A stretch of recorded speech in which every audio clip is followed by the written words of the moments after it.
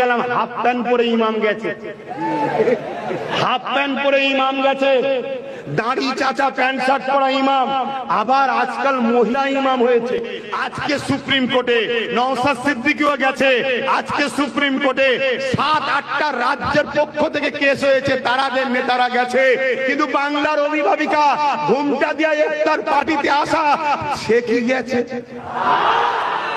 সে ইমামদের নিয়ে গেছে সেটিং করতে, সেই ইমামদের ঘরে ডেকেছে সেটিং করতে। বাঁচা বাবা, তোদের টাকা দিলাম, একটু বলবি নি আমাদের হয়ে? কিন্তু অবাক হয়ে গেলাম, হাফ প্যান্ট পরে ইমাম গেছে, হাফ প্যান্ট পরে ইমাম গেছে, দাড়ি চাচা প্যান্ট শার্ট পরা ইমাম। আবার আজকাল মহিলা ইমাম হয়েছে। দেখেছেন না দেখেন না? ধর্মটাকে নিয়ে আর কত খিল করবেন?